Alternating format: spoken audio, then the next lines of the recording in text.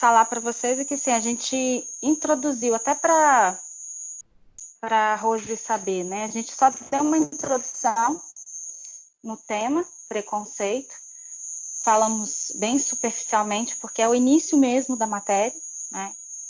Eles tiveram acesso a um artigo científico que fala sobre definir preconceito, né? A definição de preconceito, para ter uma base teórica.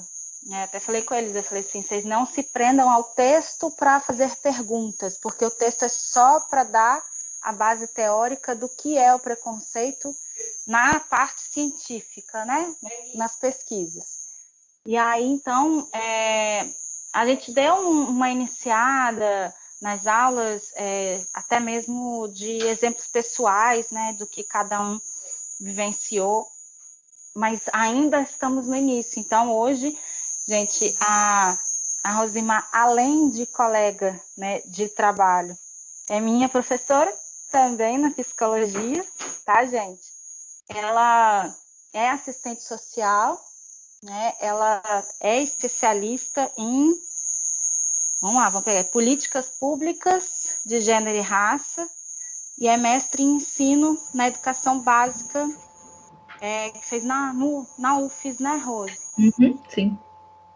E aí ela vai falar para a gente sobre as pesquisas dela, gente, sobre a vivência que ela tem, tanto na experiência prática como assistente social, e sobre a pesquisa, né, a vivência que ela tem na pesquisa, para aproximar vocês no sentido de sair da teoria. É claro que todos nós vivenciamos algum tipo de preconceito, né, no sentido do preconceito em si.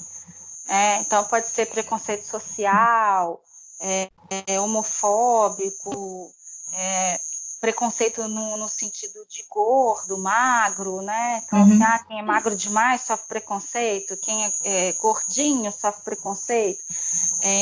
Eu até falei para vocês já em aula, eu morei em Vitória, na periferia, e mesmo sendo branca, a gente em Vitória não está livre do preconceito social, né? Então, eu vivenciei esse preconceito social no sentido de ser pobre, né? De morar na periferia da periferia de Vitória, então você não tem muito direito de estar em determinados lugares, né? Mas o lugar de fala de racismo não me cabe, né? Porque aí já não vivenciei isso, eu não tenho experiência, né?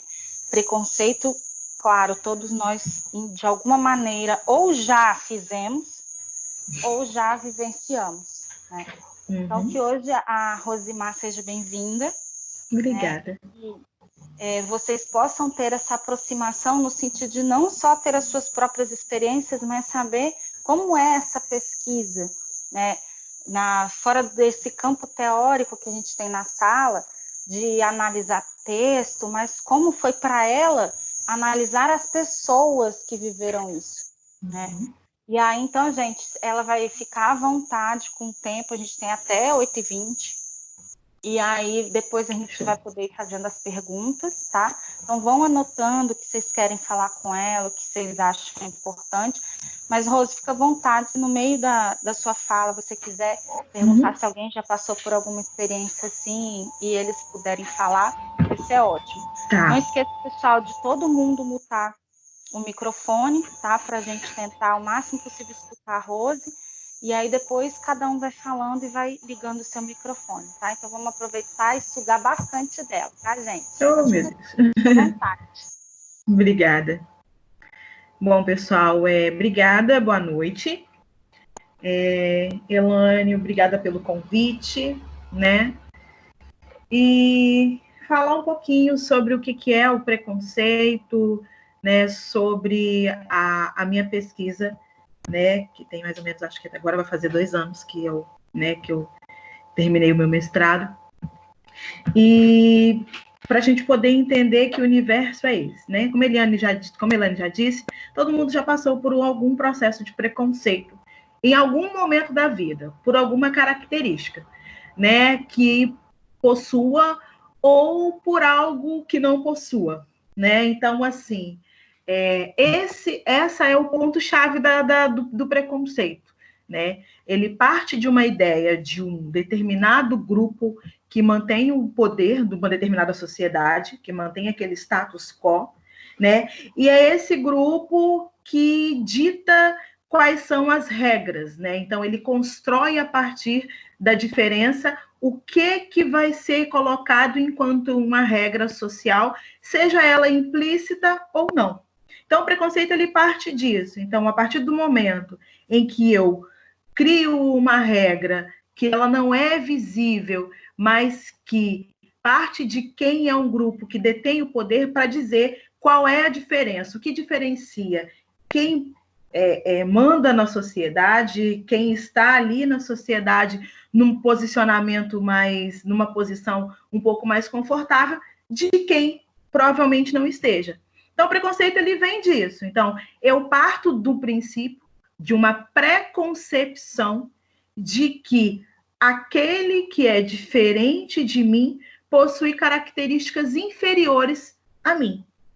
Então, toda vez que eu tenho preconceito com alguém ou com alguma determinada situação, eu automaticamente me coloco numa situação de superior àquela pessoa.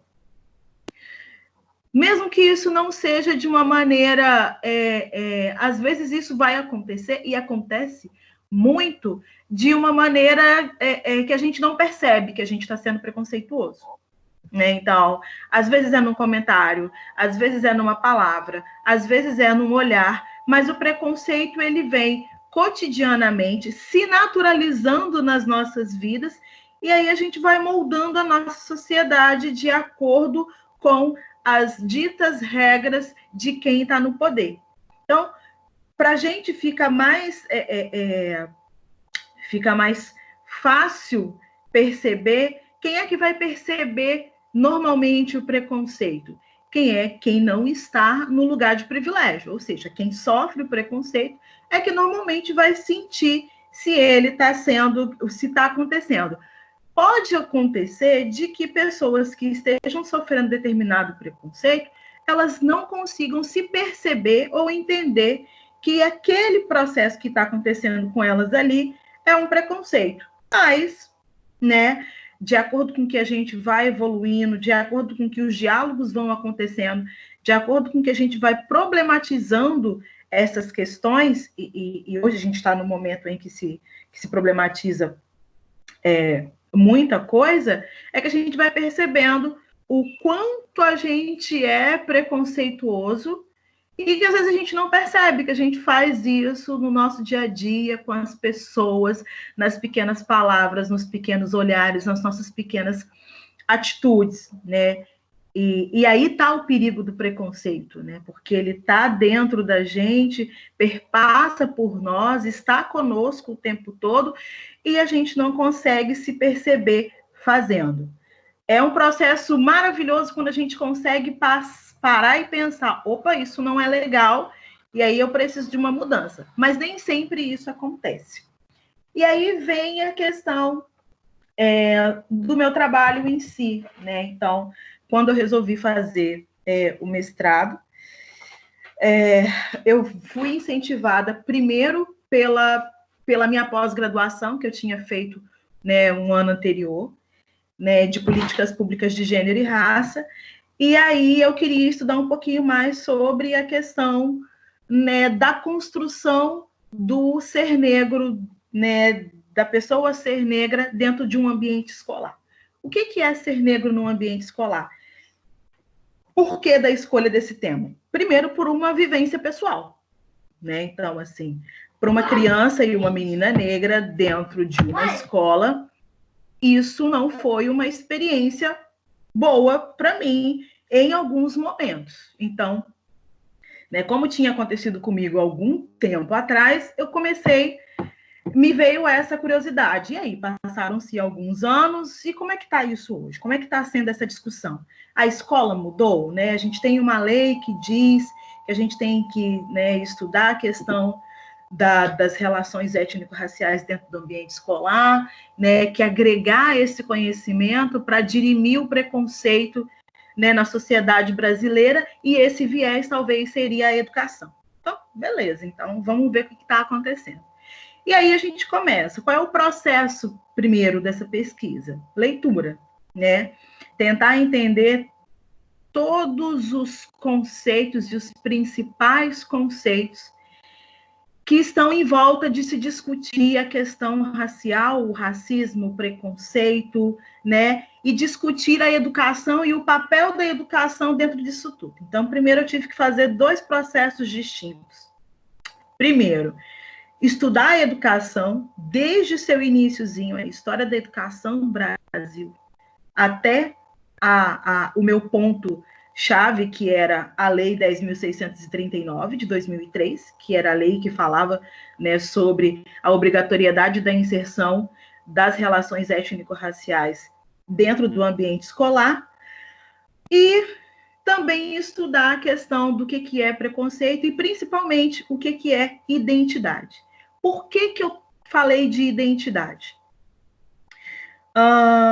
Primeiro, a gente aprende com os estudos e com que a gente vai vivenciando também, que parece uma frase que não é lógica, mas depois de muito tempo você vai perceber que é, né? Pelo menos para mim e para quem está dentro dessa área, para quem está discutindo as questões de racismo e do ser negro, a gente consegue perceber isso.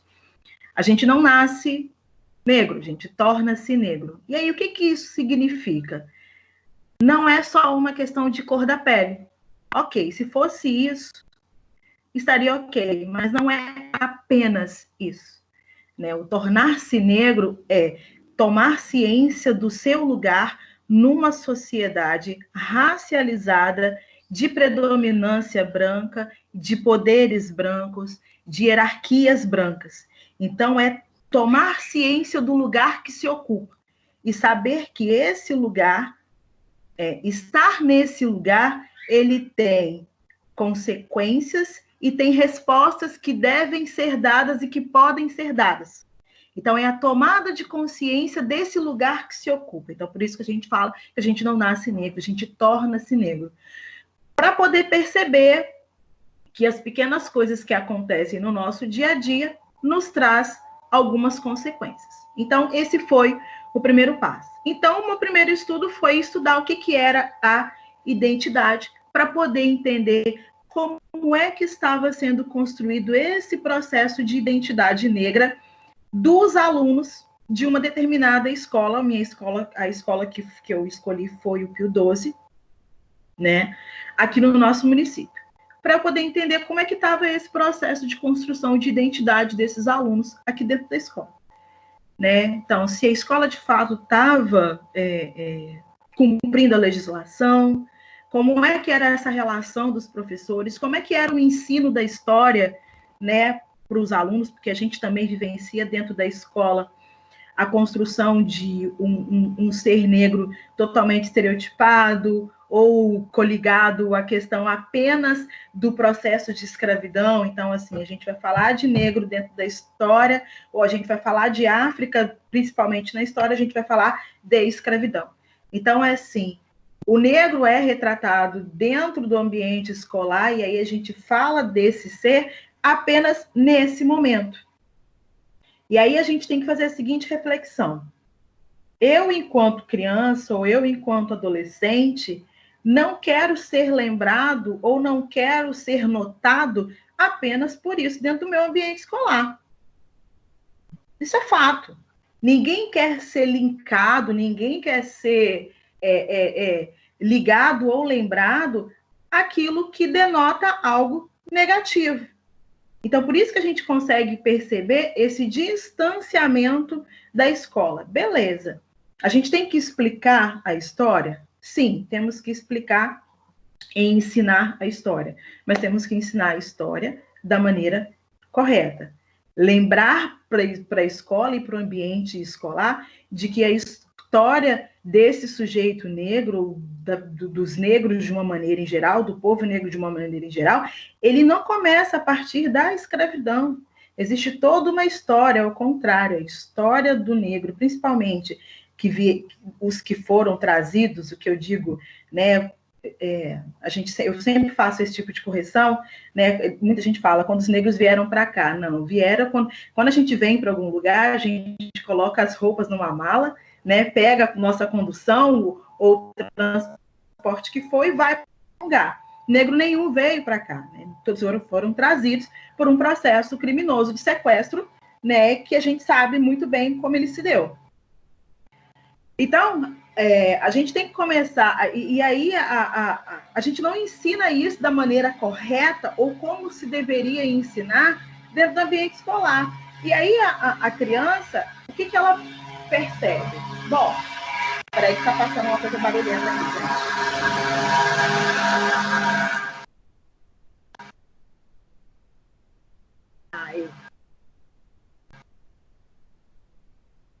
A criança, como qualquer outro ser humano, né? Qualquer um de nós, sendo criança ou adolescente, ou até mesmo adulto, a gente não quer ver a nossa imagem ligada a algo que seja apenas negativo. Então, a gente começa num processo de negação dessa imagem que está sendo colocada. E aí a gente consegue perceber isso de uma maneira muito fácil quando a gente vai para dentro de uma escola e começa a conversar com as crianças, com os alunos, com os adolescentes, como foi a construção dessa identidade. A gente pode dizer o seguinte, Rose, mas olha só, educar, a gente educa em casa. Então, o correto seria, então, que os pais dissessem para essas crianças de que elas são belas do jeito que elas são, de que elas não são menores ou piores do que ninguém por conta da cor da sua pele. E aí vem aquele monte de falácias. Às vezes o preconceito vem para dentro de casa. Bom, gente, a gente está numa sociedade escravocrata, que a gente tem menos anos de libertação ou de pseudo-libertação do que anos de escravidão. Ensinou-se para um povo negro, preto, aqui nesse país, de que ser negro não é bom. E esse processo, ele vem gradativamente sendo desconstruído. Sendo desconstruído gradativamente, a gente tem uma geração atrás que ainda não consegue discutir determinadas questões dentro do ambiente familiar. Até porque não teve acesso à educação da maneira como teria ou como poderia ter, não teve acesso às leituras que a gente deveria ter acesso, ou a escola que frequentaram não deu acesso suficiente para que eles pudessem ter esse suporte, para que a geração que está vindo dizer, olha, filho, não é assim, é assado.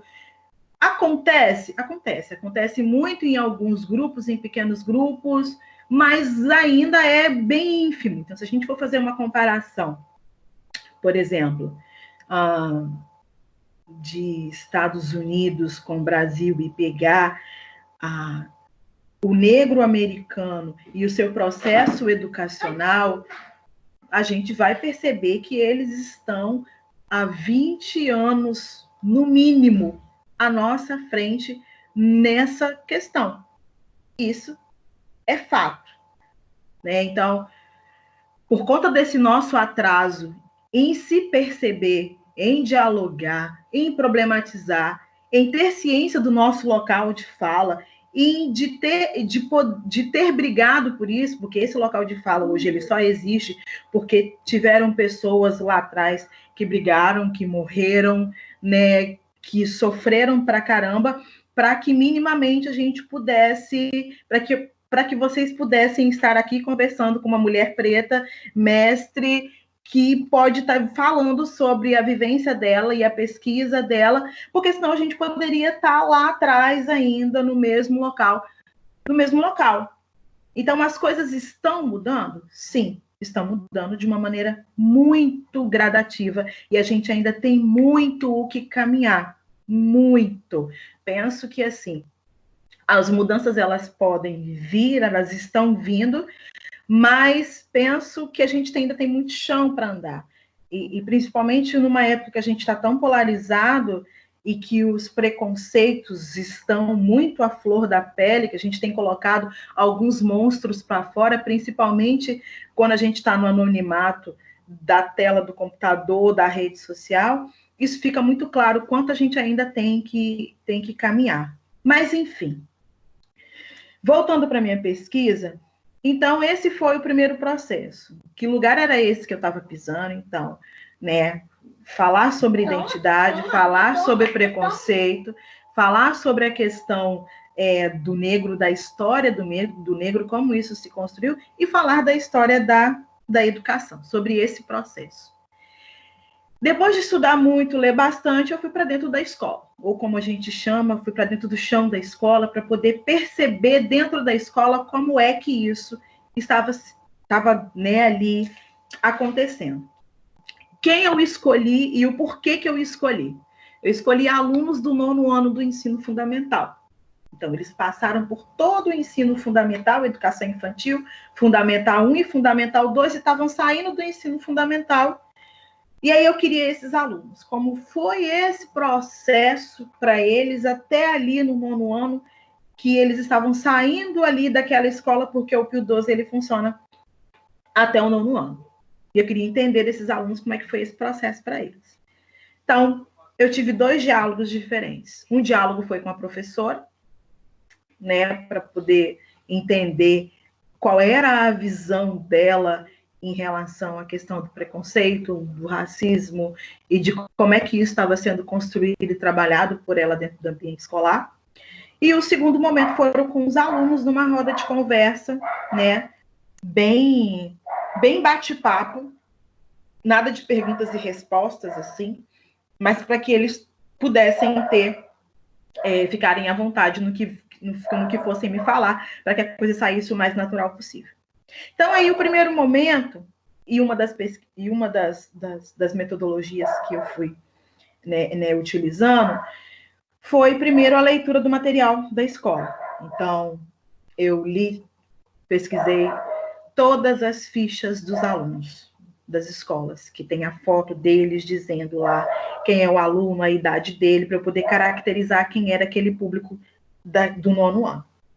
E aí já me bateu o primeiro impacto e a primeira afirmação da minha hipótese de que a gente, de fato, tinha muita coisa que caminhar e que a escola ainda tinha muito o que aprender, né?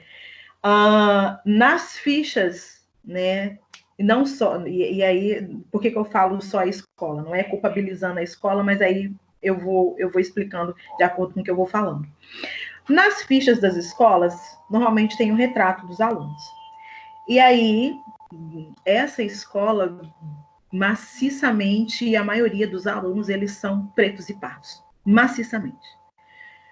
Né? E é uma escola, estrategicamente, eu peguei uma escola porque apesar de estar aqui perto do centro do município, é uma escola que recebe vários alunos de vários locais e alunos da periferia, principalmente dos bairros periféricos do município, principalmente.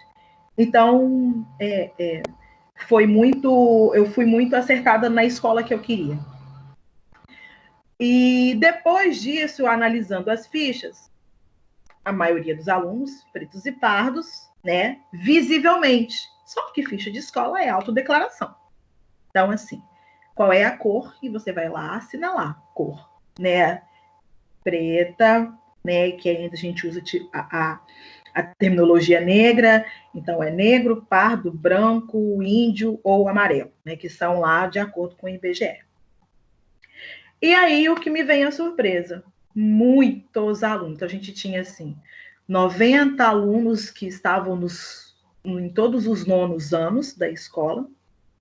E desses 90 alunos, 18, o que me chamou muita atenção, eram pretos, retintos, como eu, que a gente chama, né, de pretos retintos, e que se intitulavam e que se autodeclaravam pardos. Falei, opa, peraí, como assim pardo? Né? Uma pessoa que é da minha cor, parda. E aí esse foi o meu primeiro impacto. O número é muito alto.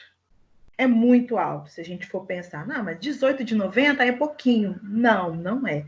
A gente tem 18 alunos com idades entre 13 e 16 anos, porque a questão da distorção idade série também na escola é um pouquinho alta, então a gente tinha alunos até 16 anos estudando ali no 9º ano, então eu conseguia perceber esse primeiro ponto que me chamava a atenção. Enfim, fui para o diálogo com os alunos. Nesse diálogo com os alunos, além do que eu já tinha lido, eu fazia a pergunta, explicava para eles por que eu estava ali, que eu era aluna da UFES, e fazia um bate-papo introdutório que não tinha muito a ver com a pesquisa, para poder conhecê-los um pouco melhor, para depois introduzir no assunto que eu queria. E aí a minha primeira pergunta é: qual é a sua cor? Você pode me responder? E aí cada um ia dizendo, das meninas, a maioria das que participaram, iam me respondendo. Das 20 meninas que foram, né, dos 20 alunos que foram entrevistados, cerca de 5 alunos só, é que me responderam: eu sou negro. Os outros, apesar da maioria ser negra que estava ali comigo, quando me respondiam eu sou negro, me respondiam com uma fala bem para dentro, quase que doída, dizendo: sou negro entre os dentes, porque não queriam dizer que era negro. Outros diziam: não sei qual a minha cor. Outros diziam: eu sou amarelo. Eu não sei a minha cor. Outros, e um fato curioso, dentre esse momento de autodeclaração entre eles ali, porque uma coisa às vezes você fica à vontade de escrever no papel, porque não tem ninguém te vendo. Mas quando alguém te pergunta, e aí talvez você nunca tenha pensado sobre isso, em alguns momentos, alguns me respondiam o seguinte: eu sou preto, mas eu tenho o meu avô que é branco. Eu sou preto, mas a minha avó, ela é branca do olho azul. Olha, eu sou negro, mas eu sou negra assim, não sei nem por quê, porque a minha mãe é preta, mas o meu pai é branco. Então, assim, eu começava a perceber que em alguns alunos, mesmo os que eram, né, notoriamente, né, que eram negros e que podiam dizer claramente: não, eu sou negro, eles buscavam ali o que a gente chama um pouquinho de branquitude em algum lugar na árvore genealógica da família deles, para dizer que eles tinham um ponto branco, e aí eles tinham, né, dentro da cabecinha deles, um ponto positivo que eles podiam falar sobre si, né? Então, esse foi uma questão que me chamou muito a atenção. Quando a gente vai falar sobre a questão de preconceito, né, eles falam um pouquinho quando a gente vai falar do preconceito, vai falar da escola, se eles já vivenciaram situação de preconceito, todos eles relatam enquanto, né, e aí a gente vai pensar, né, enquanto crianças ou adolescentes que passaram por esses processos em algum momento da vida. E aí a gente está falando, gente, de crianças, de pessoas que estão ainda se construindo numa sociedade, que passaram por um processo violento de racismo, porque aí, assim, cabe outro estudo, cabe outras falas de que o racismo, né, ele é violento, ele traz consequências psicológicas danosas para quem sofre, porque a dor do racismo ou a violência do racismo, ele se equivale à dor e à violência de um luto. A diferença é que esse luto vivencia-se durante o seu dia a dia, durante o seu cotidiano. Então, é assim, é a perda de um ente querido diariamente ou cotidianamente, toda vez que o racismo acontece. Quem está dizendo isso sou eu? Não, são estudos, é a base é a psicologia que está dizendo isso, é a psicanálise que diz isso, são estudos comprovados cientificamente sobre qual é o impacto do racismo na pessoa. E o impacto é esse, a gente não pensa na grandiosidade, né, do impacto do racismo, mas, enfim, ele é esse. E aí a gente está falando desse impacto em crianças. A gente está falando desse impacto em adolescentes que estão começando a processar quem são eles. né? E aí esse processo de negação, ele vem nesse momento em que eu estou começando a me construir enquanto ser ou construindo a minha identidade.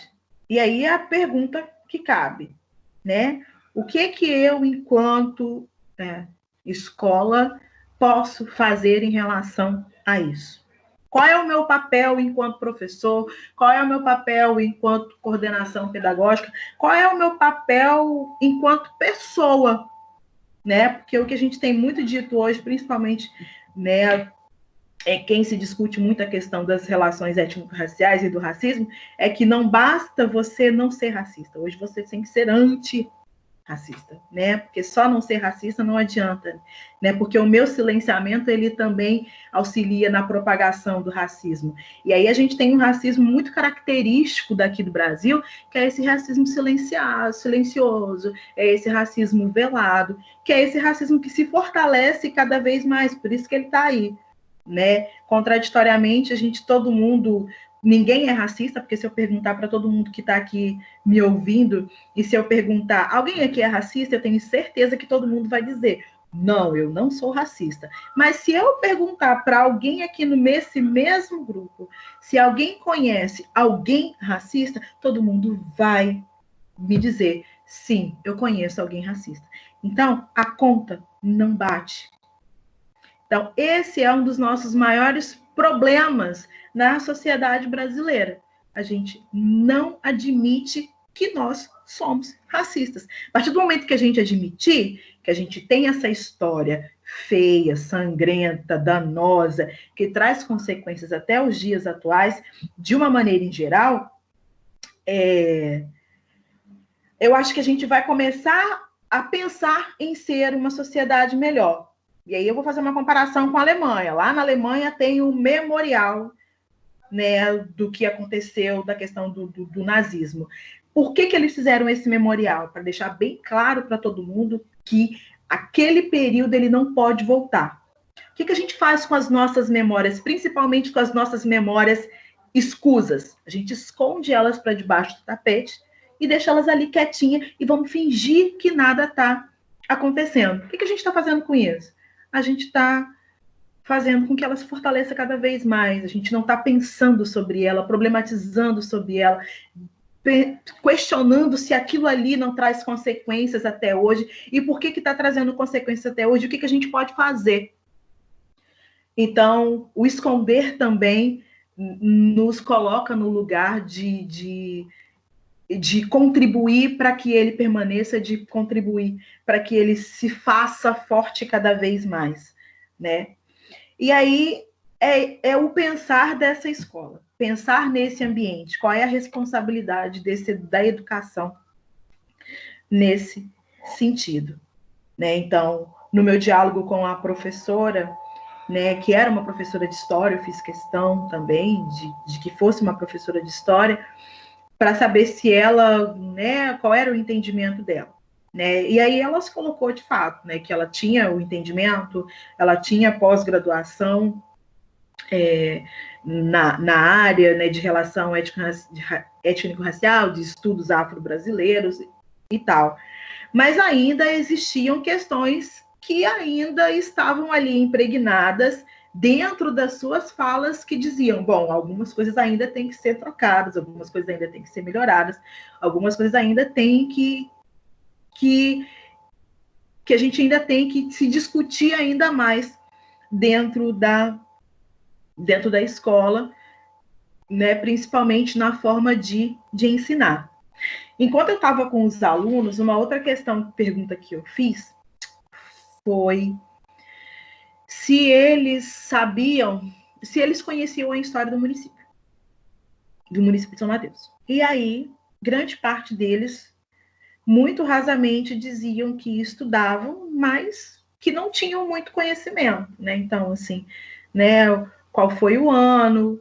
A gente está falando dali de uma escola no Pio XII, ali perto, onde lá embaixo, ali atrás, é o Porto. E alguns alunos me disseram que nunca foram no Porto. Então, assim, eles não conhecem o Porto, nem a história do Porto, e está atrás deles, entendeu? Então, assim, é de fato uma falta a escola problematizar. Gente, você sabe que comunidade é aquela que está ali embaixo? A que está aqui atrás da gente? Você sabe o que significa? O que aconteceu aqui? O que aconteceu ali? O que aconteceu no nosso município? Então, nosso município é construído assim, a estrutura dele é assim por conta disso. Vocês já perceberam que a maioria da população que está aqui, ela é uma população negra? Por que isso aconteceu? Né? Vocês sabiam que o último navio negreiro, né, a atracar no Brasil de forma clandestina foi no município de São Mateus? E aí eles vão falando, não, eu não sabia. E isso o que eu percebi? A educação que eu tive de história há anos atrás, ela não mudou. Não, apesar da evolução, apesar de ter uma lei que diz que tinha que fazer, que tinha que acontecer, não mudou, né? Então, os alunos estavam tendo o mesmo tipo de acesso raso à história do seu lugar. E aí, assim, né, Alane, né, a gente está fazendo psicologia, eu estou lecionando psicologia ambiental, né? E aí, como é importante eu ter ciência do lugar onde eu estou, porque é o lugar onde eu estou é onde eu me construo e me reconstruo. Então, se eu não sei que lugar é esse, provavelmente eu também não sei quem eu sou. Né? Ou parte de mim, ela ainda está ali de uma maneira nebulosa a ser construída. Mas se eu não tenho a chance de que isso de ter acesso a isso, como eu vou me construir nesse lugar que eu me faço que eu faço e me refaço todos os dias? Então fica muito complicado. Né? Então os alunos eles se colocaram nesse sentido de que primeiro eles não tinham ciência, né, do lugar onde eles estavam, da história do lugar onde eles moram, de que alguns nasceram, né? Negavam, né, grande parte deles negavam mesmo a sua identidade a partir do momento em que eles não se intitulavam, ou que ao se intitular, a gente percebia dentre as falas, né, a questão de como admitir e dizer eu sou negro doía para alguns, né, de que, não, olha, eu já sofri preconceito, eu já fui expulsa de sala de aula, o menino fez a mesma coisa que eu fiz, e aí eu é que saí da sala de aula, então, assim, por que disso? Né? Porque essa pegada no pé, da mesma maneira, se a gente está ali e a gente precisa dialogar em relação a isso. Então, são essas questões que são tão naturalizadas, tão pequenas, tão disfarçadas, que a gente não percebe que elas são feitas no nosso dia a dia, no nosso cotidiano, toda hora, todos os dias, sempre, né? E aí, quando eu falo isso, eu estou falando de negros e brancos, eu estou falando de todo mundo de uma maneira em geral, né? Essas pré-concepções, elas são construídas e elas se tornam perigosas porque elas são, de fato, naturalizadas. Então, qual é todo mundo, a gente está num momento de quarentena em que obriga-se a todo mundo a estar fazendo algo, né? O que você está fazendo, né? Não, agora, no momento, eu estou desesperada porque o mundo está morrendo. Ok, né? Mas não, mas a gente está pensando no pé, assim, todo mundo postando vídeo que está malhando, que está belo, que está fazendo isso, que está fazendo aquilo. Só que para algumas pessoas não dá. Algumas pessoas não tem como. E aí, como é que a gente vai fazer com isso tudo? Tá? Se não tá dando para fulano ou para ciclano, tá ok, porque é o momento dela nesse período louco que a gente está passando. Então, a gente está numa sociedade em que todo mundo tem que ser magro, tem que ser fit, tem que saber opinar sobre tudo e sobre todos, né? De preferência, né? Tem que ter o cabelo de um jeito, a cor de outro, o andar de outro, e assim vai. E nisso a gente vai construindo essa sociedade que vai ditando regras e que a gente vai se perdendo de si de acordo com o que a gente vai passando, porque a gente está lá tudo, né, de uma maneirinha moldada, porque a gente tem que ser assim para poder ser aceito. E aí esse processo de negação, às vezes ele vem de autonegação, porque a gente também quer ser aceito. Todo mundo quer ser aceito. Ninguém quer dizer assim, ah, não, eu não ligo para ser aceito, não. Todo mundo quer estar inserido numa sociedade, que a gente está inserido, nós somos seres sociais, né, que convivemos de uma maneira comunitária, coletiva, não no sentido da coletividade mútua, de se ajudar, mas a gente, né, vivemos com pessoas e entre pessoas, e por isso a gente quer ser incluído. Diretamente ou indiretamente, a gente quer ser incluído. E esse processo de inclusão, às vezes, ele perpassa por um processo de autonegação. Né? Então, quando a onda era todo mundo tinha que ter cabelo liso, todo mundo ia lá, se matava, alisava o cabelo para poder ser aceito. E assim, mas aí fala assim, Rose, mas às vezes é uma questão de fraqueza. Não é só uma questão de fraqueza. Existem relatos de muitas pessoas que não foram aceitas nos seus mercados de trabalho porque tinham o cabelo como tinham. Ponto. Olha, eu estava lendo um relato de uma moça esses dias, que ela falou que ela passou numa entrevista de emprego, que ela foi a melhor candidata, mas a moça falou, olha, você já está aceito, o emprego é seu. Eu só preciso que você faça uma coisa, mude seu cabelo, alise ele. Ela tinha o cabelo lindamente black, coisa mais linda para o alto, mas a menina disse para ela claramente, olha, você pode vir desde que você mude, né? E aí a gente vai pensando, poxa, será que não existe isso? Existe. Absurdamente, eu vi esses dias também um anúncio de cuidadores, em que os cuidadores eles tinham que ter um pré-requisito, além de ser educado, de ter paciência com o idoso, ele não podia ser negro. Ele tinha que ser branco. Não podia ser um cuidador. Isso estava em anúncio de jornal, gente. E eu estou falando de 2019. Não estou falando de tempos atrás. Estou falando de 2019. Então, ainda existe, ainda é latente, ainda está aqui no nosso dia a dia. Só que a gente tem que querer enxergar, a gente tem que querer ver, a gente tem que querer discutir, né? Porque senão a coisa não vai andar. Se a coisa não anda para um, a gente não vai andar para ninguém. Isso a gente também tem que ter ciência. Então, não adianta dizer que a questão vai melhorar, a coisa vai melhorar. Se melhorar só para mim e para o resto não, então não melhorou para ninguém. Tem que melhorar muito para muita gente e muita coisa. Então, a gente está num país em que... Pode falar, Eva. Porque eu achei interessante, porque algumas falas suas batem com algumas coisas, claro, né? A teoria. Por exemplo, na introdução do que eu passei para eles, eu disse que ninguém nasce preconceituoso e você falou que torna-se negro. Né? E aí eu lembrei, da mesma maneira, ninguém nasce preconceituoso. Ninguém né? nasce. Então, porque como nós somos seres sociais, porque eles passaram, a turma passou, as duas turmas de primeiro período de direito passaram pelo processo de entendimento da antropologia, toda a questão cultural, de como são as vivências culturais, e aí a gente entra agora no preconceito. Por quê? Porque existe preconceito de vários tipos, religioso, da mulher, né, do homossexual, negro, né? Então a gente tem preconceito, mas eu expliquei para eles que isso é cultural, porque a gente não nasce preconceituoso, né?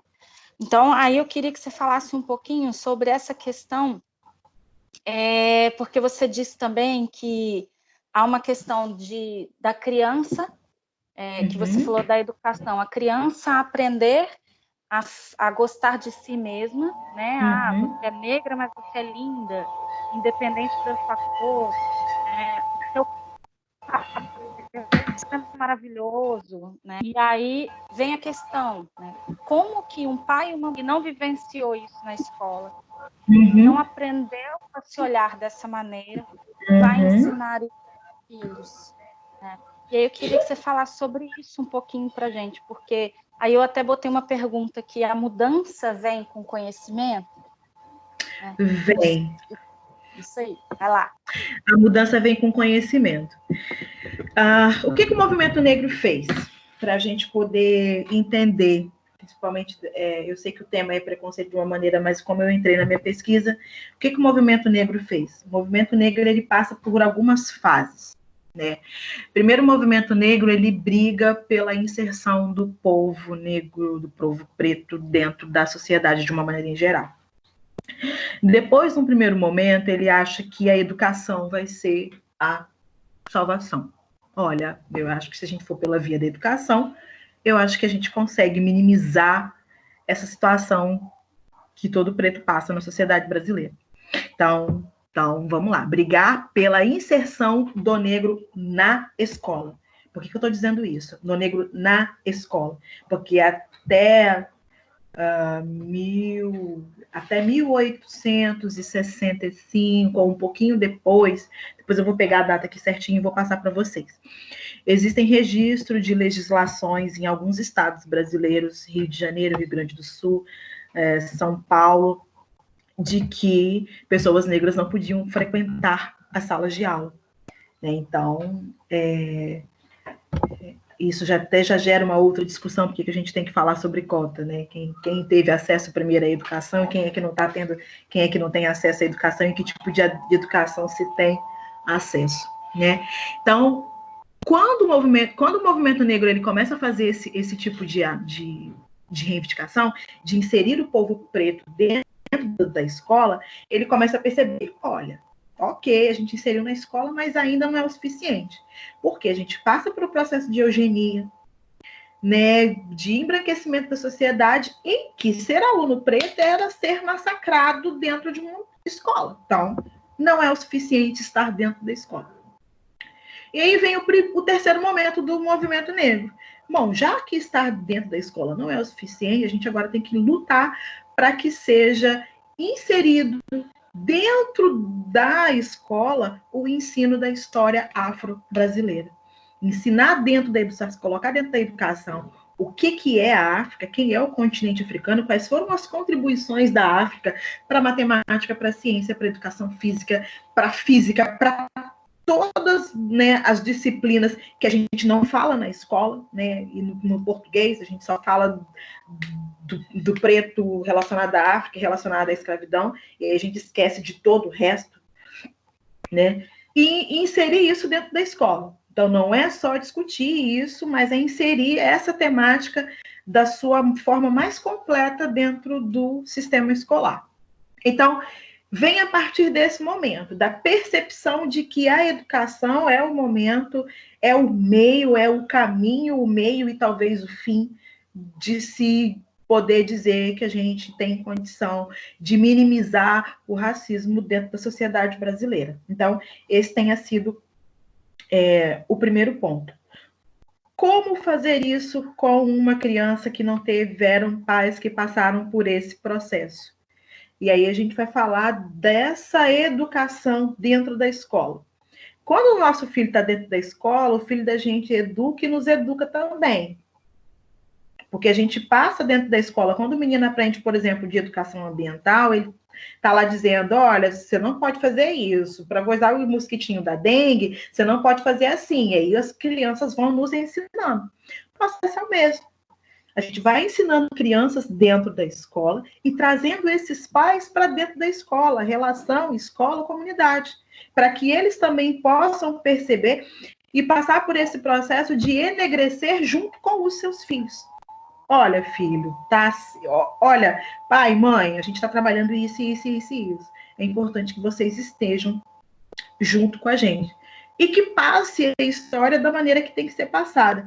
A gente tem medo de falar, as escolas têm medo, a educação de maneira em geral, tem medo de falar de história ou de processo escravagista ou de tempos escravagistas para a educação infantil. Só que o racismo está lá batendo em crianças de 3, 4, 5 anos na educação infantil. E como é que a gente diz para uma criança que ela está sendo deixada de lado dentro de uma sala de aula por conta da sua cor da pele, por conta do seu cabelo, por conta da sua origem?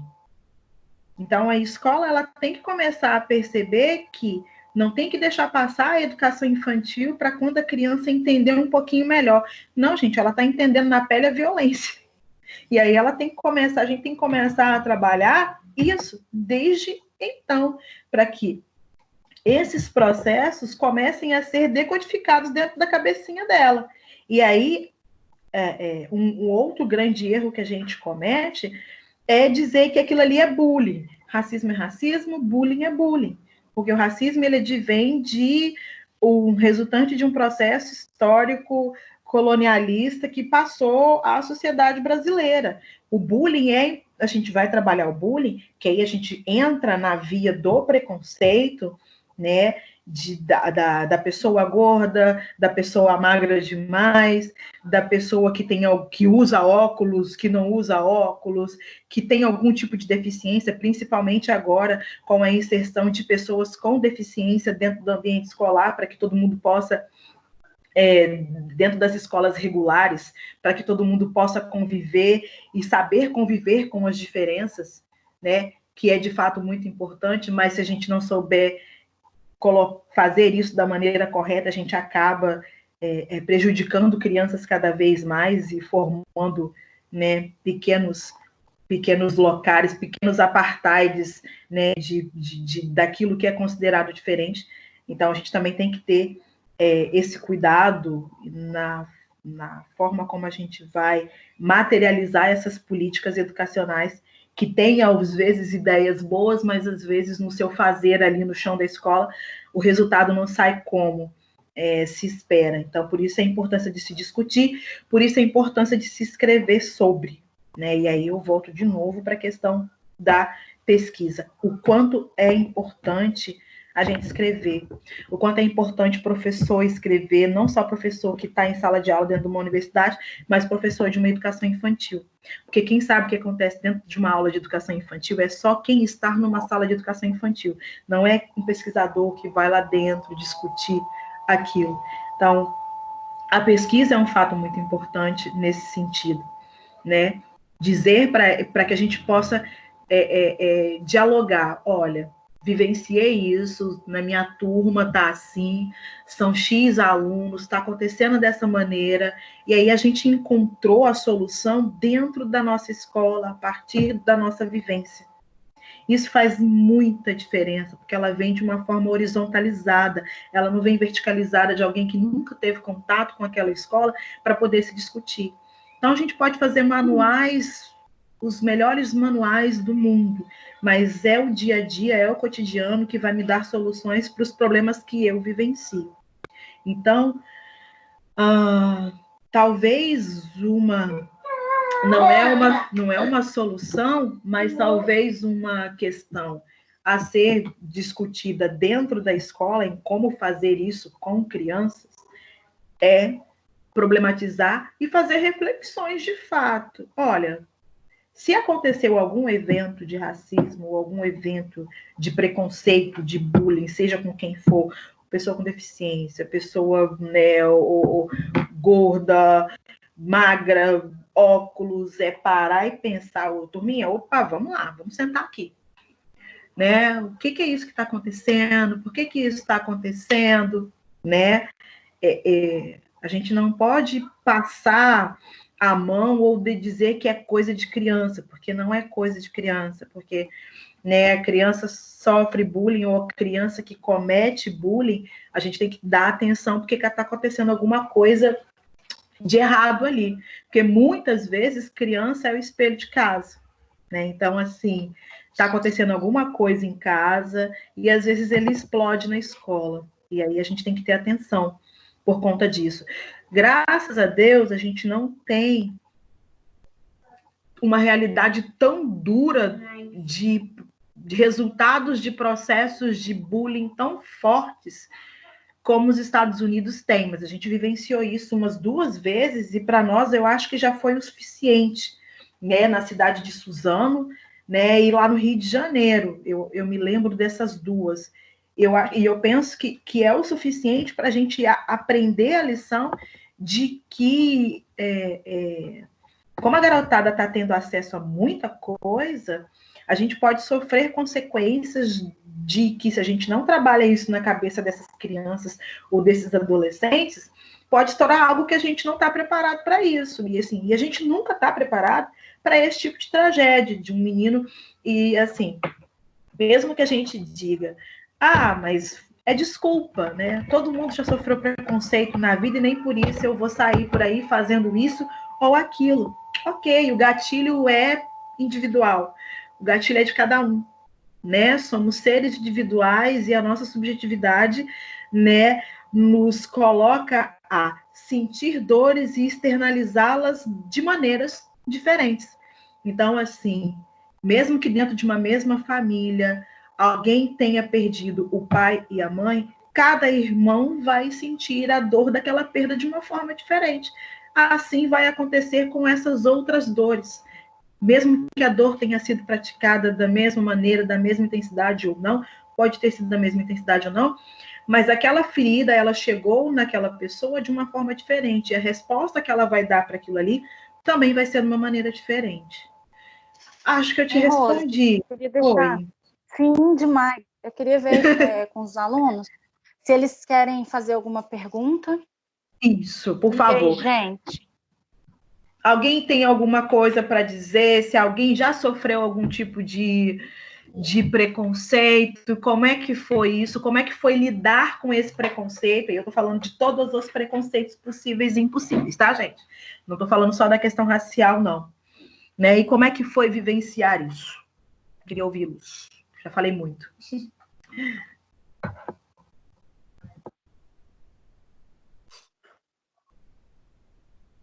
Alguém, gente? Vamos?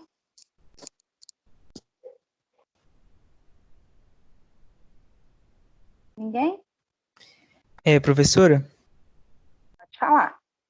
eu quero compartilhar uma experiência, né, que aconteceu comigo no ano passado, né, na escola, como a Rosimar estava falando, né, que o preconceito também, ele acontece muito dentro né, da escola.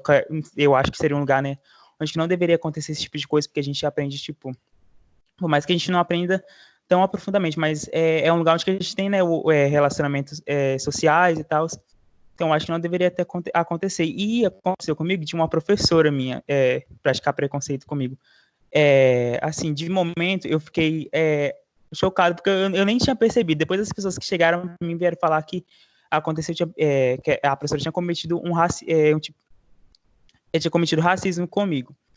Ano passado, eu fui participar de uma peça de teatro. E nessa peça de teatro, a história era Hamlet, de Shakespeare. E Hamlet, ele era um príncipe da Dinamarca, então logo eu queria, né, ser o ator principal, porque é uma área que eu gosto, eu queria atuar e tal, era um sonho meu. E nessa peça, eu queria ser o ator principal. A professora não queria deixar eu ser o ator principal pelo fato da minha cor, porque eu era negro, e ela falou na minha cara que eu não podia ser o ator principal, porque Hamlet era da Dinamarca, e como eu era negro, eu não podia atuar. E eu fiquei, assim, muito não tive reações no momento, né? Depois que eu fui pensar que a professora tinha cometido um racismo comigo. No momento, eu nem tinha percebido. Depois que as pessoas vieram falar comigo, você, João Vitor, você percebeu que a professora ela foi racista com você? E no momento, assim, às vezes acontece na vida da gente, né? No decorrer que a gente não percebe que o preconceito acontece com a gente, né? É isso que eu queria, né, expor um pouco da minha experiência. Obrigada, João Vitor. Rosimar, se quiser explanar um pouquinho sobre isso, porque muitas das vezes eu tenho certeza que a gente não percebe o que está acontecendo, né? Então, esse é o grande boom do se tornar-se negro, né? E que reforça isso, né? Ter ciência e ter esses olhares de que, olha, tá acontecendo, é no olhar, é numa fala, né? De que dizem que, se você perguntar para a professora, né? Se o João perguntar para a professora, se qualquer um perguntar para a professora, ela vai dizer assim: você é racista? Não, lógico que não sou racista de jeito nenhum, né?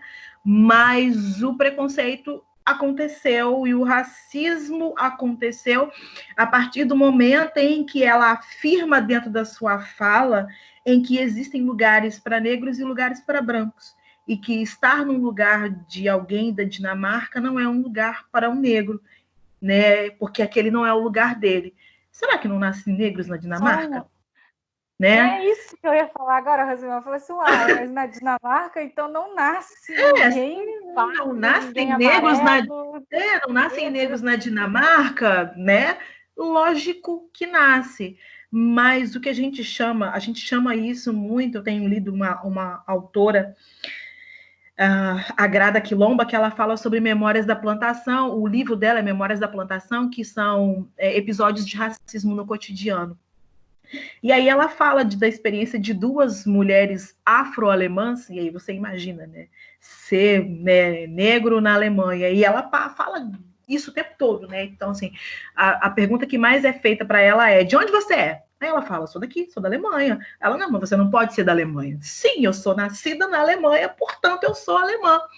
E aí, sempre quando ela é abordada por alguém, as pessoas vão perguntando: ah, beleza, mas os seus pais são de onde? E ela fala: meus pais são daqui da Alemanha. Mas e seus avós? Vão até encontrar alguma raiz que diga: ah, então você não é daqui. Né? Então, assim, a partir do momento em que essa veia colonialista que diz: olha, você não é daqui, você é de lá, a gente está reforçando o preconceito, e isso é que tem que ser mudado. Né? O branco ou o negro, eles são de qualquer lugar onde eles estão. Não deveria existir locais determinados para uns ou para outros, apesar de existir, né? Basta a gente olhar, basta a gente abrir os nossos olhos. Se os restaurantes que eu frequento, quantos negros têm sentados à mesa, se as festas que eu frequento em determinados locais, quantos negros estão ali. E aí eu chamo a atenção para a gente problematizar isso em todos os aspectos da vida da gente. E isso nos coloca em uma outra temática de racismo estrutural, né? Isso molda a sociedade. Então, quando a gente diz que existe um lugar para um e um lugar para outro, a gente ainda consegue continuar reforçando, né? Quantos professores negros vocês já tiveram? Quantos professores negros vocês têm? Né? Quantas pessoas que limpam o local de trabalho de vocês são brancas? Quantas que limpam o local de trabalho de vocês são negras? Quantas pessoas em coordenações são brancas e chefias são brancas e quantas são negras? Não é uma questão de meritocracia, estou falando de racismo estrutural. Para isso demanda tempo, demanda estudo, demanda querer abrir o olhar também. E aí, quando o João Vitor fala isso dentro da escola, ele reforça o que eu disse anteriormente. Existe uma estrutura com uma base colonialista dentro da sociedade brasileira que me diz qual é o lugar do preto, qual é o lugar do branco nessa sociedade, né? Isso cabe até para uma peça de Hamlet, né, de Shakespeare, né? Enfim. Tem mais alguma gente que quer alguma coisa? A gente ainda querendo entrar. Estamos quase acabando. Deixa eu ver se vai conseguir botar. Conseguir. Oi, pode falar. Ah, foi mal, caiu. Professora? Oi. Rosimar? Oi? Alô? Dá para escutar? Quem está falando? Ailton? Sou eu. Tá, o nome é Ailton, mas sou eu, César. Ah, César, vai lá. Tá bom? Tá, pode falar, César. Não sei se na sua percepção é a mesma, mas eu acredito que logo na infância, os grandes influenciadores para que o racismo venha crescer tá dentro da família. Concorda comigo?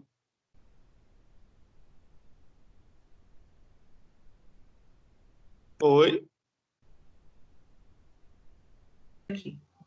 Oi. Sim, agora ela vai. A gente ensina. Sim, a gente ensina do mesmo jeito que a gente, como dizia Mandela, né? Do mesmo jeito que a gente ensina a amar, a gente também pode ensinar a odiar, e a gente ensina a odiar, né? Então, assim, existem episódios de racismo na infância de crianças que cometem atrocidades, né? Como dizia uma colega psicóloga minha, né? Crianças podem ser muito cruéis. E depende de quem está ali, né, conduzindo a educação dessas crianças. Esses dias eu vi uma frase muito legal né, de uma atriz que ela coloca assim: o seu feminismo, ele inclui a sua empregada doméstica? Né? Porque é muito fácil a gente levantar bandeiras, mas aí às vezes, né, Às vezes eu estou ensinando a minha criança de que aquela pessoa que está trabalhando ali dentro da minha casa, ela é menor, né? Então é quando eu falo para uma criança assim, olha, se você não estudar, você vai virar lixeiro. O que eu estou ensinando para essa criança? Verdade. Né? O que eu estou dizendo para ele? De que aquela pessoa ali não estudou e ela não teve capacidade, sendo que é um serviço essencial, porque se eles pararem, a gente tá todo mundo, a sociedade inteira, tanto que na pandemia não são só os profissionais da área de saúde, eles também estão ralando, né? Eles também estão ralando para caramba e correndo risco também da mesma maneira. Só que a gente ensina isso para as nossas crianças, a gente ensina de que existe gente melhor do que a outra, né? De que às vezes não é todo mundo igual, infelizmente. Então, assim, de fato, o preconceito, ele vem muito. A criança reproduz, né? Então, assim, tudo aquilo que ela escuta, ela coloca para fora, e às vezes ela está escutando ali dentro da casa dela. E eu acredito que, infelizmente, o preconceito é uma coisa que lutamos constantemente, mas ele vai existir sempre. Eu acho que é uma coisa que, infelizmente, nunca vai acabar, não é? Porque é contínuo, de pai para filho, e infelizmente isso. Vai ser, eu creio que vai ser uma luta contínua. Eu acho que isso a gente tem que, digamos... É uma luta contínua, mas eu acho que o que vai mudar são as respostas que vão ser dadas para elas. Porque a gente até então lidava com preconceito ou com preconceitos em que as pessoas estavam caladas, né? Tanto que hoje a falta desse silenciamento, ela incomoda no sentido da pessoa dizer assim, mas né, eu odeio esse termo, é mimimi, é muito mimimi, fica falando, nananana. Falei, cara, não é mimimi, né, pelo amor de Deus, né, vamos banir esse termo do nosso vocabulário, né, toda vez que alguém reivindica seu direito, toda vez que alguém se sente ofendido por algo, é mimimi, né? Mas eu acho que o que vai mudar é a resposta que a gente está dando hoje para o preconceito. As pessoas estão ficando menos caladas, e eu acho que isso já é um avanço. Uma das coisas que eu também reparo, se a gente for inverter agora a situação, uma criança dentro do seu lar já é educada, vamos dizer, a ter o preconceito. Porém que hoje em dia também a gente vê o caso de crianças, vamos dizer assim, negras, sendo influenciadas, e você já vê crianças hoje dizendo, não, eu sou negra, mas sou bonita, o meu cabelo é bonito. Então, eu acredito que isso tem colocado na mente da criança e dando o poder dela, do empoderamento, entendeu? Eu sou negra, mas sou bonita. Eu sou negra, mas sou forte, entendeu? Eu creio que dentro de casa também a sociedade podia trabalhar isso na mente da criança. Eu sou negra, mas eu sou forte, eu sou negra, eu também consigo, eu sou negra, eu posso alcançar onde que eu quero. Então, eu acho que o empoderamento também nasce dentro de casa. Minha filha, você é isso, meu filho, você é isso, mas você pode ser muito além do que eu fui hoje na vida. Concorda? Isso. Sim.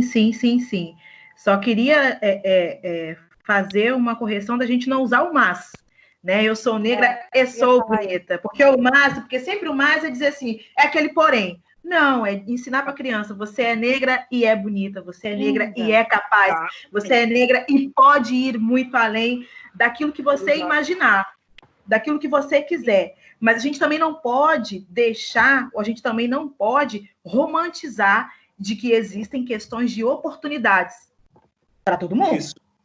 Né? Então, a gente também não pode inculcar isso numa criança e dizer, olha, você pode, você vai, você consegue, você é isso, se essa criança não tiver uma estrutura, se a gente continuar ofertando escolas de pior qualidade, de pior educação, como infelizmente é ofertado nas periferias. Né? Então, assim, a gente vai falar de meritocracia se uma escola X... e aí eu estou falando mesmo de comparação de escola pública. Se uma escola pública é em determinado bairro, a educação que se oferta é uma, e se ela está no outro bairro, principalmente os periféricos, a educação que se oferta é outra, fica muito difícil a gente falar de meritocracia. Eu acredito numa meritocracia quando a gente consegue ofertar oportunidades de maneira igualitária para todo mundo. Então, a partir do momento em que eu oferto o B 10% menor para alguém, eu já não estou ofertando, eu já não posso falar mais de meritocracia. Né? Então, assim, se a gente fala de pseudo, né, bem pseudo, né, não existe a meritocracia nesse sentido. Então, a gente também tem que ter esse cuidado. Ela é capaz? Todos nós somos capazes, mas existem gatilhos, existem oportunidades que vão dizer se ela vai, que vão determinar, até mais do que isso, que vão determinar se ela vai chegar aonde de fato ela quer chegar, onde ela pode chegar, onde ela deseja chegar. Porque muita gente quer chegar, né? Só não consegue. Né? Oi? Uma construção diária, né? É uma construção diária, sim. Fato. Entendi. Muito obrigado. Só isso mesmo, tá, professora? Não vou incomodar muito. Isso não incomoda, não. Mas alguém, gente, que de ensinar? Quem está falando? Fala o nome. Eu, Jonathan. Vamos lá. Não, é que o rapaz aí estava falando que agora está tendo mais empoderamento de crianças, enfim, qualquer desse tipo. Só que eu lembrei que esses dias, não lembro qual foi o órgão que postou, mas postou uma imagem assim, tipo, nosso Brasil no fundo, aí várias crianças, tipo, branca, loira, olhos azuis, assim, olhando. Não sei se você chegou a ver isso. Aí eu acho que algumas coisas assim, tipo, vai de encontro a esse empoderamento. Tipo, você falar para uma criança negra, tipo, ela é bonita, que ela realmente, assim, não deixa de ser por ser negro, por ter cabelo crespo, etc. Só que às vezes a gente não se sente representado, né? Igual, tipo, na televisão, novela, etc. Aí isso acho que é o maior problema, assim, para você ver qualidade em você mesmo. Deixa eu fazer um adendo agora, que eu acho que eu até comentei, gente, tanto em aula com ela, eu como aluna, e acho que em algum momento até com vocês. Uma das dificuldades que eu, como comunicadora, tenho, né, como parte de comunicação social, e que eu já vivenciei essa experiência, é de perceber isso na comunicação que se faz, né? Nós vivemos num país que, em a sua grande maioria, é negra, ou então a população é mista, e aí quando a gente vê propaganda, a gente vê a família feliz da margarina branca. E aí tudo bem, já mudou de certa forma, a gente tem em alguns momentos alguma preocupação com isso, até há pouco tempo atrás a propaganda de viagem era uma família negra, né, viajando, ok, massa demais, por quê? Quando a gente não percebe o quanto isso faz aos poucos, como é velado aquilo que você falou no início, né? Então, se uma criança recebe dos pais o empoderamento, igual o César falou e que o Jonathan veio contrapor na relação das publicidades, ela recebe da família o empoderamento, você é lindo, você pode, você não é menor que ninguém. Mas aí ela olha para a televisão e a família feliz da margarina é branca, dos olhos azuis. Não é aquela, ela não consegue se ver, né? Ela não se enxerga, ela não tem identidade, ela não tem pertencimento àquilo, né? Eu, como comunicadora social, eu sou totalmente contra a esse tipo de informação, no sentido, nós temos sim famílias loiras, que são todos loiros, nós temos sim família que somos mistos, né? Então, assim, a maioria das nossas famílias são misturadas. Então, como que eu vou propagar imagens de famílias felizes, loiras, de olhos azuis, né? Então, assim, só para falar do meu ponto de vista, da minha profissão, né? Representar faz muita diferença, né? Representatividade, a gente fala muito isso, né? Representatividade importa, né? Então, assim, é uma questão muito de que a gente fala que a gente tem uma TV que ainda é muito hipócrita, né? Lança um monte de campanha, mas ainda a maioria dos papéis de destaques ainda não está ali na proporção que poderia ser ou que deveria ser, se a gente for falar em números em proporção, pensando na sociedade brasileira de uma maneira em geral. Então, assim, o ter acesso a uma boneca preta, então a menina tem que ter dinheiro, porque você não encontra a boneca preta acessível para todas as crianças, não vai encontrar, né? Dificilmente você vai encontrar, então, assim, ela vai ter 40 para uma, isso é fato, né? Quando ela vai assistir a TV, né, os heróis, a novela, o jornal, quem é que está ali apresentando. Então, quem é que está nesse lugar de destaque? Nunca é alguém que ela fala, olha, eu posso estar ali um dia no jornal apresentando isso. Tudo bem que hoje a gente tem, após anos-luz, algumas figuras que representam, né? Então, a gente está lá na figura da Maju, a gente tem a figura da Glória Maria, que é, né, uma das pioneiras e que venceu barreiras e barreiras, porque ela, enquanto repórter, foi impedida de entrar em hotéis, porque ela era preta e não podia, e adentrar em alguns locais. Então, ela foi abrindo esses caminhos para que a gente chegasse hoje nesse mínimo que a gente chegou. É bem mínimo.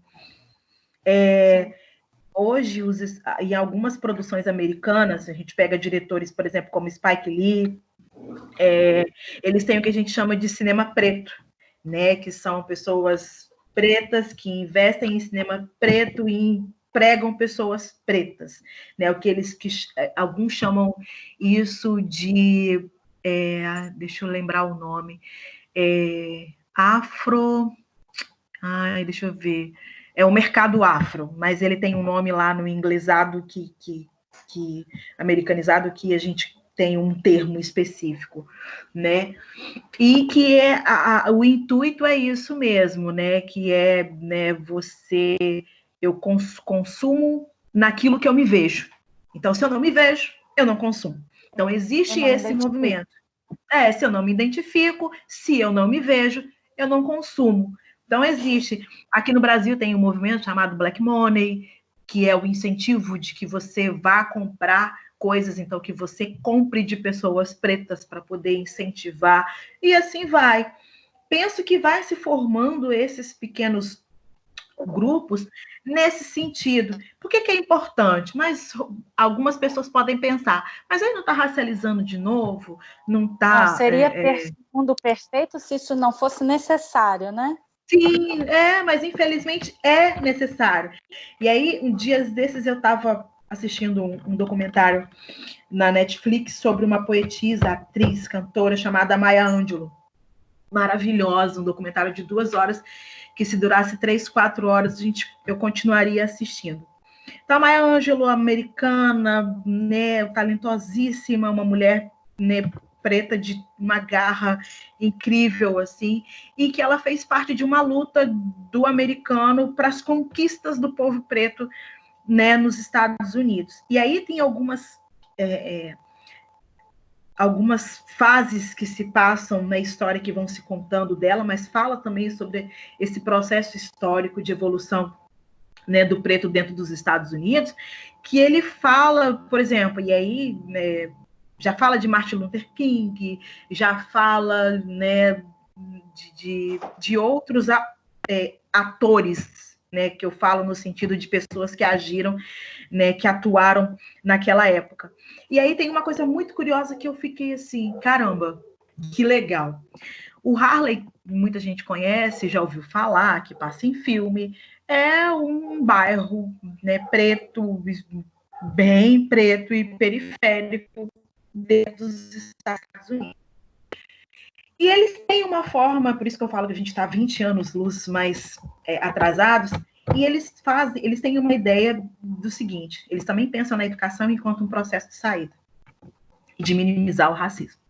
E aí uma das primeiras coisas que se instala dentro do Harlem para a educação daquele povo é uma biblioteca. Falei, olha que maravilhoso. Eles instalaram uma biblioteca dentro do maior bairro preto dos Estados Unidos, periférico, para que as pessoas pudessem ter acesso à educação, para que as pessoas pudessem se educar politicamente, pudessem se educar comunitariamente, para que pudessem ter uma educação sobre o que é o coletivo, sobre a união. E eu falei, olha a sacada disso. A gente está falando de 1950, gente. Por isso que eu estou falando que a gente está tão atrasado, que eu estou falando que isso aconteceu na década de 50. Então, assim, a gente ainda tem muito que caminhar, né? Infelizmente, ou felizmente, a gente está percebendo isso agora, mas a gente tem muito que caminhar. Mais alguma pergunta, gente, para a gente encerrar? Porque vocês têm aula 8h40 ainda, né? Então, a gente não se estender muito. Pode falar. Vai, Sérgio. Jean. Boa noite. Jean, quem? Cadê? Vai. Aí, apareceu. Apareceu, sumiu. Apareceu. Tá ouvindo? Tô ouvindo. Tá ouvindo? Eu me considero negro. Só que eu vejo que o preconceito, ele tá ligado muito à falta de valores e princípios, cada vez mais escassos nas sociedades. E o racismo, às vezes, não se resume somente ao negro, porque tem vários brancos que sofrem racismo, a pessoa, por ser bonita, sofre racismo, a pessoa, por ser feio, sofre racismo. Isso é uma questão de valores, que cada vez as pessoas não preocupam em ensinar. Agora, eu queria fazer uma pergunta. Você não acha que o público hoje está se tornando uma bandeira política? Boa noite. Boa noite. Boa noite. Rosimar, antes Sim. de você responder a questão da bandeira política, Uhum. para fim de aprofundar o conhecimento, diferencia para a gente as terminologias preconceito e racismo, né? Para a gente ter essa definição. Beleza. E assim, bem rapidinho, porque está acabando. Pode deixar. Beleza, vamos lá, rapidinho. Preconceito é eu ter uma preconcepção de alguém em relação a alguma característica que essa pessoa possua. Esse é o preconceito. Então, eu posso ter preconceito contra quem é negro, quem é gordo, quem é alto, quem é baixo. Então, eu parto de um princípio de que existe uma ideia pré-concebida sobre alguém. A relação de poder, ela vai sempre estar ali engendrada. Racismo é a partir do momento em que existe uma relação de poder em que eu intitulo que um determinado povo que passou por um processo sócio-histórico, ele é inferior ao outro. Então, para a gente discutir racismo, a gente tem que falar de processos históricos e processos de opressão. E aí, eu esqueci quem foi que me fez a pergunta agora. Jean. E aí, quando o Jean fala dessa questão do racismo, existe racismo contra branco? Não pode existir racismo contra branco. O que vai existir é preconceito contra pessoas brancas. Por quê? O racismo, ele requer um processo de opressão. Brancos não são oprimidos ou não passaram por um processo histórico de opressão na sociedade brasileira. A gente vai falar de racismo, então. Onde é que vai falar de racismo que tem racismo branco contra branco? A gente vai falar da Alemanha, a gente vai falar dos nazistas, que tinham o racismo contra o povo judeu. Processos de opressão e de hierarquização de um povo em relação a outro. Aqui no Brasil, como é que isso aconteceu? Com o continente, e não só no Brasil, com a Europa de uma maneira em geral, com o povo africano, né? Com o continente africano. Então, existe uma Europa que dizia que aquele outro continente era um continente inferior e que, por isso, a supremacia europeia podia dominar, ela tinha abertura para dominar, porque eles estavam perto de uma situação de animalidade. Eles eram comparados a animais. E aí, o que você faz com o animal? Você domestica. Domestica da sua maneira, da maneira que você acha que deve ser domesticada. Por isso que não vai existir racismo contra branco. Então, quando a gente vai falar preconceito contra loira, existe. Preconceito quem é bonito demais, vai existir. Porque assim, e aí a gente vai falar do preconceito em ser mulher. Não é porque, às vezes, ela é só porque ela é loura. Existe o preconceito da sociedade, porque a gente está numa sociedade patriarcalista, machista, em que existem preconceitos em relação ao ser mulher. Tanto que está aí os dados oficiais para dizer que mulher ganha menos, mesmo tendo qualificação igual ou superior, de que, né, por fato dela engravidar, por fato de ela menstruar, né, elas são menos escolhidas dentro do mercado de trabalho porque passam por questões fisiológicas que são femininas e que elas não têm, que a gente não tem a escolha em cima disso, a gente não tem o poder de fazer nada ou de mudar isso do ser mulher enquanto humano. Ponto, fechei.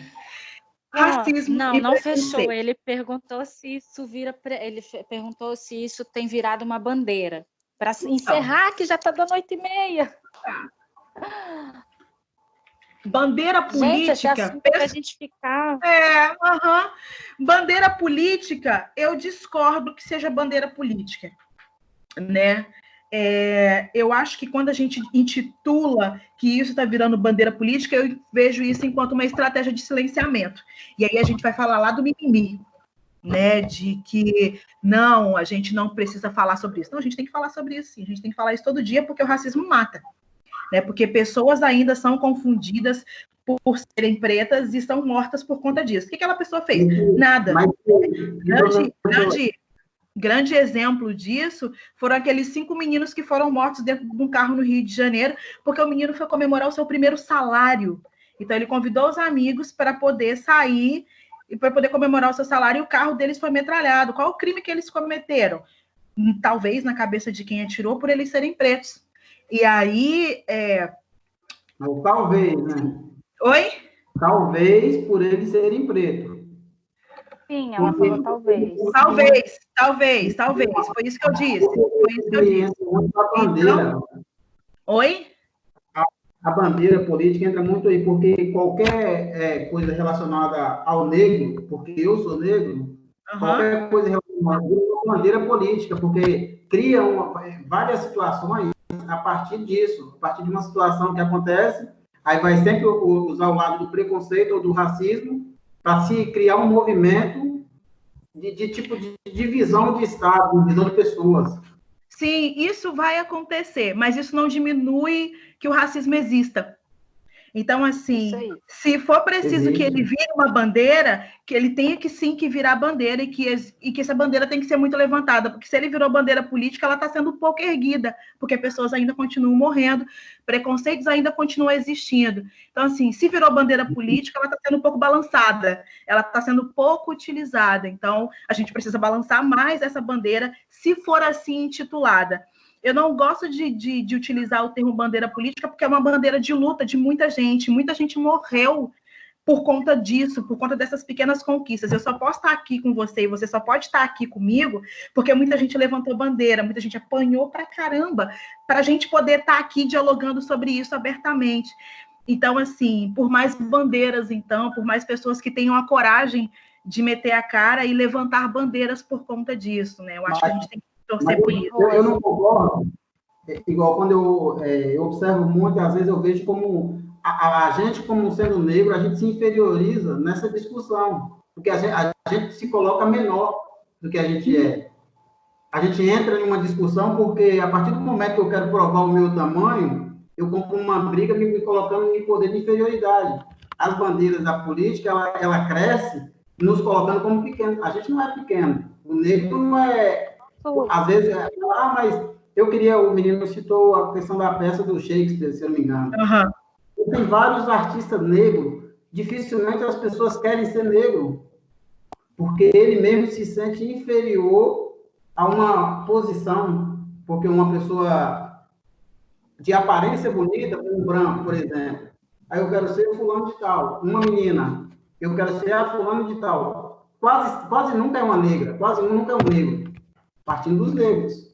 Aí, isso faz parte de um processo de racismo estrutural. A gente não aprendeu que a gente é bom, né? Então, esse é um processo educacional, que todo mundo vai passar por isso.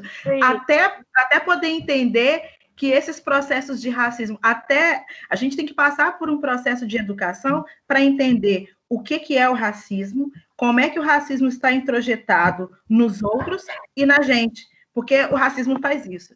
Não faz a gente perceber que o racismo está acontecendo e que a gente também está reproduzindo o racismo. É verdade. Né? É uma máquina muito perfeita, né? Principalmente a nossa, a moda brasileira.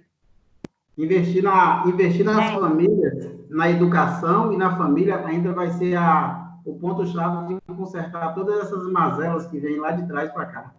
Verdade. Investir nas famílias e na educação. Isso aí. Gente, olha só, 8h35, pelo amor de Deus, gente. Ai. Eu vou marcar, se a gente voltar às aulas, falar assim, Rose, vamos marcar uma conferência que a gente vai ficar até às 10. Gente, olha só.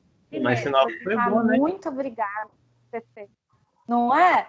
Muito obrigada por você ter né, a me auxiliar nisso, porque igual eu falei no início, é diferente o seu lugar de fala, da sua experiência, na sua visão de ser, vou mudar a terminologia, preta, né? De ser preta. Uma hora eu quero entender não vai dar tempo agora, mas uma hora eu quero entender por que tem essa diferença histórica, terminológica agora. A gente vai estudar isso agora no segundo bimestre agora, você vai entender. Pronto, aí eu passo para os meninos. E aí, porque é um lugar de fala seu, da sua experiência, e isso enriqueceu demais o conhecimento para a matéria. Muito obrigada mesmo por você ter disposto. E meninos e meninas, muito obrigada pela participação de vocês, por vocês terem sido, principalmente os meninos da manhã, que se dispuseram, pedir, gente, né, a Rosimar pode participar à noite, vão lá todo mundo, né, porque o horário de aula deles é de manhã, mas eles vieram. Então, gente, muito obrigada pela participação de vocês. Beijos a todos, porque vocês têm aula daqui a 5 minutos. Fiquem com Deus, até mais. Tchau, gente. Tchau.